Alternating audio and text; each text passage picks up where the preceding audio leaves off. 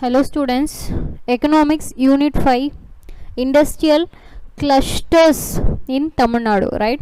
So என்னென்ன பார்க்க போகிறோம் ஃபஸ்ட்டுன்னு பார்த்தீங்கன்னா இன்ட்ரடக்ஷன் நம்ம எல்லா சொல்லி பார்க்குற மாதிரி, அப்புறம் இண்டஸ்ட்ரீஸோட இம்பார்ட்டன்ட், ஏன் இண்டஸ்ட்ரியலிசம் நீங்கள் வரணும், இண்டஸ்ட்ரியலைசேஷன் ஏன் ஆகணும் அப்படின்றதுக்கான importance. Next one is types of industries and last one is industrial clusters. So இந்த இண்டஸ்ட்ரீஸ்னால் என்ன அப்படின்னு பார்த்தீங்கன்னா, நேச்சராக நமக்கு கிடைக்கிற ஃப்ரூட்ஸு, வெஜிடபிள்ஸ், அதில் ஹியூமனோட பார்ட் ஒன்றுமே இருக்காது.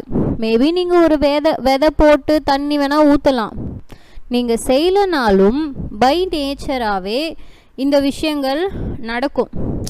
உங்களோட ஹியூமன் இன்ட்ராக்ஷன் இல்லைனாலும் ஒரு பூ பூக்க தான் செய்யும், ஒரு பழம் வந்து ஒரு காய் வந்து பழமாக தான் செய்யும்.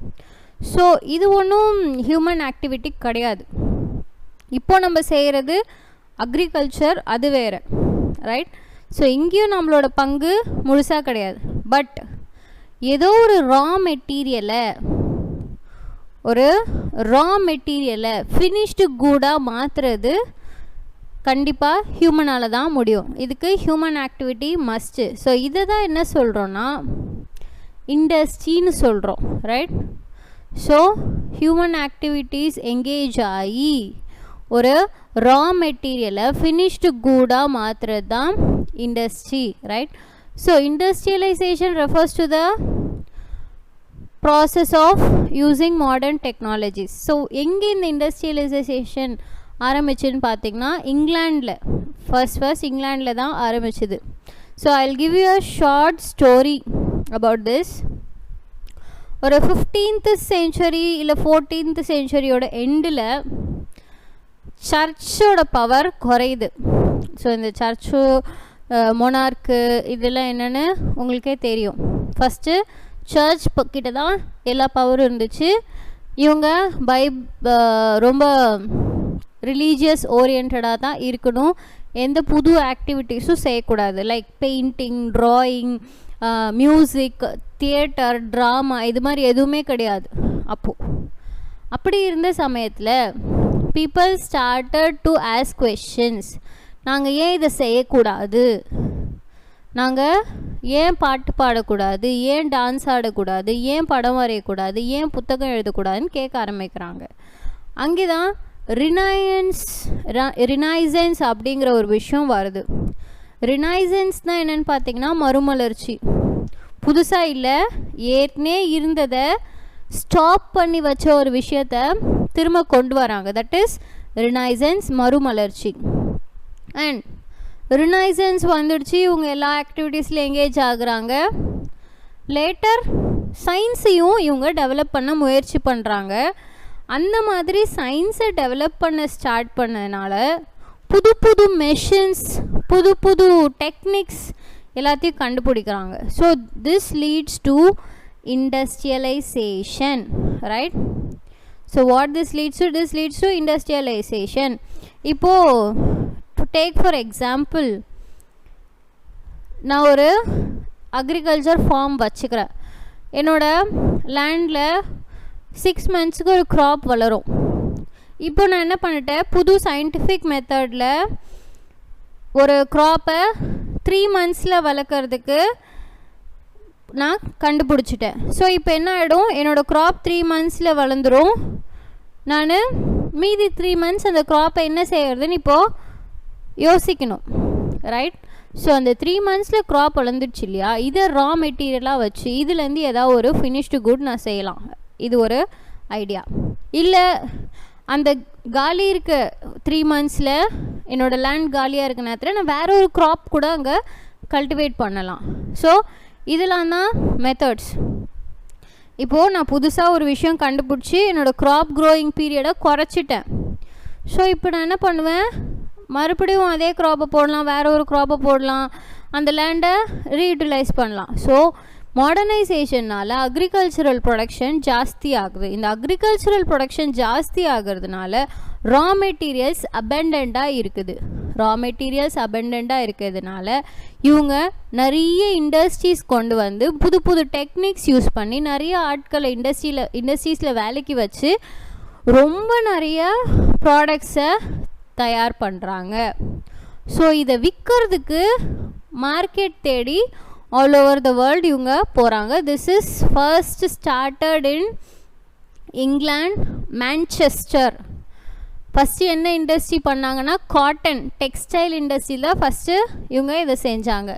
So this is industrialisation. So இப்போ என்ன ஆகிடும், நான் நிறைய கூட்ஸ் தயாரிச்சுன்னா எனக்கு லாபம் நிறைய வரும், I'll become rich automatically. So this is what industrialisation. இதை பார்த்து மற்ற கண்ட்ரீஸும் இதை ஃபாலோ பண்ண ட்ரை பண்ணாங்க. ஸோ இந்த சாப்டரில் தமிழ்நாட்டோட இண்டஸ்ட்ரியலைசேஷன் லெவல் என்ன, எந்த இண்டஸ்ட்ரிக்கு முக்கியமான இடம் கொடுத்துருக்காங்க, எதை ப்ரொமோட் பண்ணுறாங்க கவர்மெண்ட் அப்படி சொல்லிட்டு பார்க்கலாம். ரைட்.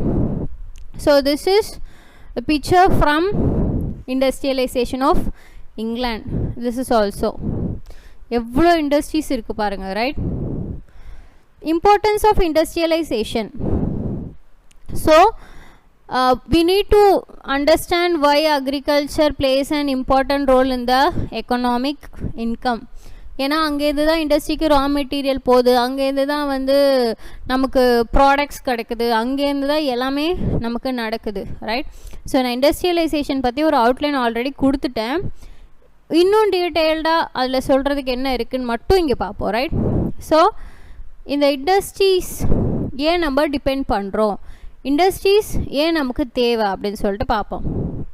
ஸோ நம்ம வந்து ஒரு அக்ரிகல்ச்சர் நேஷன், அக்ரிகல்ச்சரை டிபெண்ட் பண்ண ஒரு நேஷன். பட் இங்கே இருக்க எல்லாருக்கும் அக்ரிகல்ச்சரில் ஜாப் இருக்கான்னு கேட்டால் இல்லை. So we need industries to engage people in different types of job. Right. நமக்கு இன்கம் வேணும், ஜாப் வேணும்னா we need to have industries. இந்த அக்ரிகல்ச்சரில் கிடைக்கிற ப்ராடக்ட்ஸை எடுத்துகிட்டு போயிட்டு இண்டஸ்ட்ரியல் ஃபினிஷ்டு கூடாக மாற்றுறதுக்கு what we need, human input. Right. So இதுக்கு இண்டஸ்ட்ரீஸ் தேவை. அண்ட் இப்போது நம்ம second, even the food that is consumed is subjected to more transformation. இப்போ நம்ம யூஸ் பண்ணுற ஃப்ரூட் ப்ராடக்ட்ஸ்லாம் ஒரு 100 இயர்ஸ் முன்னாடி யூஸ் பண்ண ஃப்ரூட் ப்ராடக்ட்ஸ் மாதிரி இருக்குதான்னு கேட்டால் கிடையாது. இப்போ எல்லாமே ரெடிமேட், இன்ஸ்டன்ட் மிக்ஸ் இதெல்லாம் தான் நம்ம யூஸ் பண்ணுறோம். அப்போல்லாம் வந்து ஃபார் எக்ஸாம்பிள் ஒரு ரைஸ் எடுக்கணுன்னா என்ன செய்வாங்க, நிலத்தில் வளர்ந்த அந்த அரிசி எடுத்துகிட்டு வந்து அதை காய வச்சு அதை குத்தி அதுக்கப்புறம் அந்த தோலெல்லாம் தனியாக எடுத்து அது மாதிரி பெரிய ப்ராசஸ் நடக்கும். ஸோ இதுக்கப்புறம் தான் நமக்கு ரைஸ் கிடைக்கும். இப்போ பார்த்திங்கன்னா இப்போ அதெல்லாம் கிடையாது. நமக்கு நிலத்தில் வளர்ந்த உடனே எடுத்துகிட்டு போய் ரைஸ் மில்லில் கொடுத்தோன்னா அவங்க வந்து பாலிஷ் பண்ணணுன்னாலும் பாலிஷ் பண்ணி கொடுத்துடுவாங்க. லைக் அதை அந்த கிரெயினில் இருக்க ஹே மிக்ஸ் எடுத்துகிட்டு கொடுத்துருவாங்க, அந்த தோலை எடுத்துகிட்டு கொடுத்துருவாங்க. இந்த மாதிரி இன்ஸ்டண்ட்டாக நிறைய விஷயங்கள் நமக்கு நடக்குது. ஸோ இதெல்லாம் வந்து செய்கிறதுக்கு நமக்கு என்ன வேணும்னா இண்டஸ்ட்ரீஸ் வேணும். And next one is limits of the ability of agriculture to observe labor due to the decline marginal productivity of land. நான் ஏற்கனவே சொன்னேன் இல்லையா, அக்ரிகல்ச்சர் செக்டாரில் எல்லாருக்கும் ஜாப் இருக்கான்னு கேட்டால் இல்லை. ஸோ இதுக்கு நமக்கு இண்டஸ்ட்ரி வேணும். இதனாலலாம் நம்ம இண்டஸ்ட்ரிக்கு முக்கியமான இடம் கொடுத்துருக்கோம். So coming to the next point, what benefits does industrialisation bring to an economy அப்படின்னு பார்த்தோன்னா, ஃபர்ஸ்ட் திங் இஸ் நம்ம புது புது ஃபர்டிலைசர்ஸ் இன்ட்ரடியூஸ் பண்ணுவோம். இந்த க்ராப்பு சில டைம் பார்த்திங்கன்னா சில க்ராப்ஸ் ரொம்ப பூச்சி வந்து இன்வெஸ்ட்மெண்ட்டே கேபிட்டலே சுத்தமாக டெஸ்ட்ராய் ஆகிற அளவுக்கு ஆகிடும். ஸோ இதெல்லாம் வந்து தடுக்கிறதுக்கு பெஸ்டிசைட்ஸ், க்ராப் நல்லா க்ரோ ஆகிறதுக்கு ஃபர்டிலைசர், அப்புறம் நிலத்தை உழுவுறதுக்கு டிராக்டர்ஸ், மற்ற மெஷின்ஸ், இப்போது கட் பண்ணுறதுக்குலாம் கூட மெஷின்ஸ் வந்துச்சு. இதெல்லாம் எங்கேருந்து நமக்கு வரும்னா இண்டஸ்ட்ரியிலேருந்து வரும். Right. Next one is market exist for both producer and consumer goods. So producer and consumer குட்ஸ்க்கும் நமக்கு இது மார்க்கெட் இருக்கும். Even services like banking, transport and trade are dependent on production of industrial goods, right? So by using methods, modern methods, we can get good products at lower cost. இப்போ cheaper ரேட்டுக்கு நல்ல ப்ராடக்டே நம்மளால் வாங்க முடியும், right? Next one is expansion of production absorbs the labour.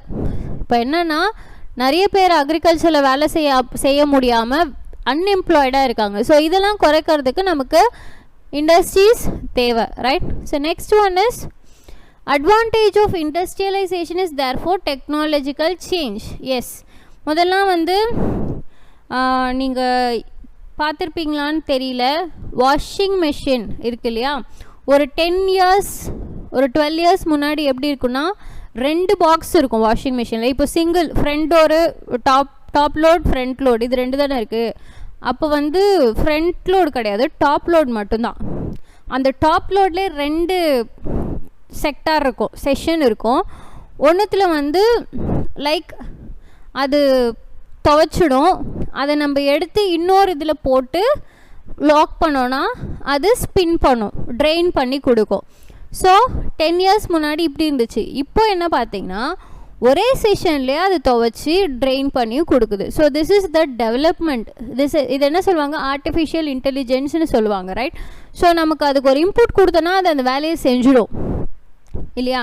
This is what the change happen. So இதெல்லாம் செய்கிறதுக்கு நமக்கு என்ன வேணும்னா டெக்னாலஜி வேணும். டெக்னாலஜி மட்டும் இல்லாமல் இதுக்கு லேபர்ஸும் நமக்கு வேணும், right? So next one is expanding incomes leads to more demand for goods and services. ஆமாம், எல்லாருக்கும் வேலை கிடைக்க நிறைய வாங்குவாங்க, காசு இருக்கும் போது நிறைய செலவு பண்ணுவாங்க. இதுக்கும் நமக்கு இண்டஸ்ட்ரீஸ் வேணும், right? So next one is this is one of the industry in India, industrial area in India. So என்ன மாதிரியான இண்டஸ்ட்ரீஸ் இருக்குதுன்னு பார்ப்போம். என்னென்ன பேசிஸில் கிளாஸிஃபைட் பண்ணியிருக்காங்கன்னு பார்த்தீங்கன்னா user, type of input used, ownership, size.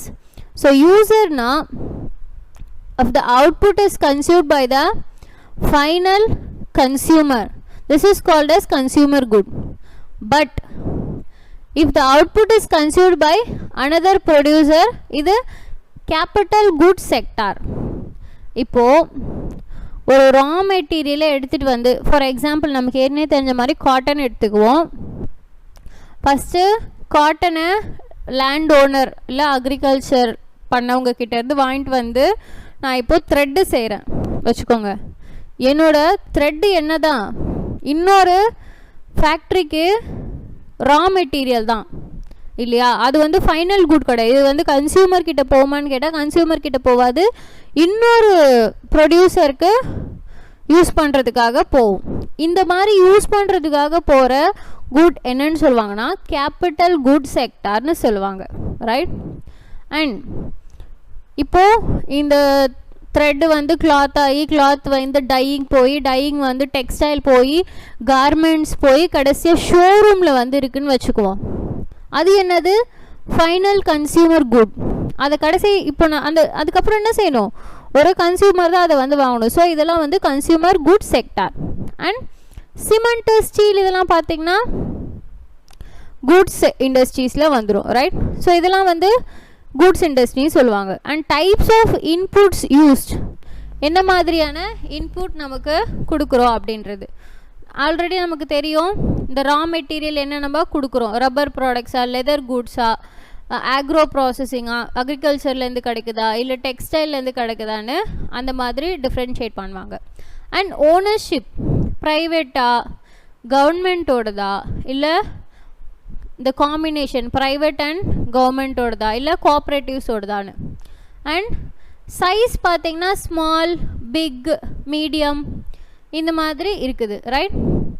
Investment base பண்ணி, ப்ராடக்ட்ஸ் பேஸ் பண்ணி இதை டிஃப்ரென்ஷியேட் பண்ணுவாங்க. So next one is smaller sector is scene as very important for 2 reasons. One, it is believed to generate more employment than a large scale sector. For example எடுத்துக்கிட்டிங்கன்னா smaller செக்டாருக்கு இந்த வத்திக்குச்சி கம்பெனிலாம் டிவிலலாம் படத்துலலாம் காமிப்பாங்க, பார்த்துருப்பீங்க. அங்கே பார்த்தீங்கன்னா நிறைய பேர் உட்காந்து கொஞ்சம் இடத்துல நிறைய பேர் உட்காந்து வேலை செய்வாங்க. இதே பெரிய பெரிய இண்டஸ்ட்ரீஸ் பார்த்தீங்கன்னா மெஷின்ஸே முக்கால்வாசி வேலையை முடிச்சிடும். ஹியூமன்ஸ் கொஞ்சம் பேர் தான் இருப்பாங்க, போய் ஸ்விட்ச் போடுறதுக்கு, ஸ்விட்ச் ஆஃப் பண்ணுறதுக்கு. ஸோ ஸ்மால் செக்டாருக்கு ஏன் இம்பார்ட்டன்ஸ் கொடுக்குறாங்கன்னா அங்கே நிறைய பேருக்கு வேலை கிடைக்கும், right? So next one is based on experience of industrialization in different part of the world. Geography is also a very important reason, right? Next one is industrial clusters, group of firms in a defined geographic area that shares common market, technology and skill required. இப்போ பார்த்தீங்கன்னா industrial கிளஸ்டர்னால் என்னென்னா ஒரு குறிப்பிட்ட இடத்துல ஒரு group of ஃபர்ம்ஸ்னால் companies என்ன வேணால் சொல்லலாம். குரூப் ஆஃப் ஆட்கள் வந்து ஒரு காமன் மார்க்கெட்டை, டெக்னாலஜியை, ஸ்கில் ஷேர் பண்ணாங்கன்னா இதுதான் இண்டஸ்ட்ரியல் கிளஸ்டர். ஃபஸ்ட்டு இதை யார் சொல்கிறாங்க அப்படின்னு பார்த்தீங்கன்னா ஆல்ஃபர்ட் மார்ஷல் 1920s இதை பற்றி அவர் சொல்கிறாரு. என்ன எக்ஸாம்பிள் கொடுக்குறான்னு பார்த்தீங்கன்னா metal working and textile region in England, right? So ரெண்டு பேரும் ஒரே ரீஜியனில் இருக்காங்க, வேறு வேறு இண்டஸ்ட்ரி, ஆனால் same technology, same skills, same market too, right? இது 1980s ஃபேமஸ் ஆகுது. இதை யூஸ் பண்ணி நிறைய பாலிசிஸ் போட்டிருக்காங்க, ரைட்? ஸோ இதோட கேரக்டர்ஸ் என்னன்னு பார்த்தீங்கன்னா geographical proximity of small and medium enterprises. So ஜியோகிராஃபிக்கு ஏற்ற மாதிரி ஸ்மால் அண்ட் மீடியம் என்டர்பிரைசஸ்னால் கம்பெனிஸ், இண்டஸ்ட்ரீஸ் எல்லாமே வந்துடும். Sectoral specialization, close inter-firm collaboration, inter-firm competition based on innovation. So ஒரே மாதிரியான இண்டஸ்ட்ரீஸ்குள்ள காம்படிஷன் இருக்கும். யார் புது டெக்னாலஜி கண்டுபிடிக்கிறா, யார் ரொம்ப அப்டேட்டாக இருக்கிறா. மல்டி ஸ்கில்டு ஒர்க்கர் ஃபோர்ஸ் இது தெரியும். ஆக்டிவ் செல்ஃப் ஹெல்ப் ஆர்கனைசேஷன், அவங்க இப்போ ஒரு கம்பெனி இருக்குன்னா அதுக்கு ட்ரஸ்ட் எல்லாம் இருக்கும், அங்கேருந்து ஃபண்டு வரும், அவங்களே அவங்களுக்கு ஹெல்ப் பண்ணிக்குவாங்க, right? So regional and municipal கவர்மெண்ட்டோட சப்போர்ட், இதெல்லாம் தான் important characters, right? So how to clusters originate, எப்படி கிளஸ்டர்ஸ் வரும் அப்படின்னு பார்த்தீங்கன்னா சில ஃபேக்டர்ஸ் இருக்குது கிளஸ்டர்ஸ் வரதுக்கு. ஸோ ரொம்ப லாங் டைமுக்கு ஒரே லொக்காலிட்டியில் செட்டில் ஆகிறது ஓவர் சென்ச்சுரிஸ், ரைட்? இப்போது handloom weaving clusters are one of the example for this development. For example Mumbai எடுத்துக்கிட்டிங்கன்னா, மும்பை மகாராஷ்டிராவில் இருக்கு இல்லையா, மும்பை எடுத்துக்கிட்டிங்கன்னா மான்செஸ்டர் ஆஃப் இந்தியான்னு சொல்லுவாங்க. Why? Because this is a great example of இந்த டெக்ஸ்டைல் இண்டஸ்ட்ரி. இங்கே தான் ரொம்ப அதிகமாக டெக்ஸ்டைல்ஸ் நம்ம ப்ரொடியூஸ் பண்ணி இம்போர்ட் எக்ஸ்போர்ட் எல்லாமே பண்ணுறோம், ரைட்?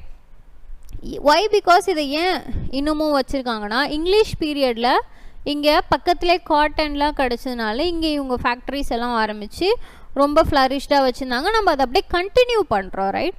ஸோ இந்த மாதிரி ஒரு ரீஜியனில் ஒரு லாங் பீரியடுக்கு எவால்வ் ஆகிறது தான் cluster. Or else in some sectors large firm is establish.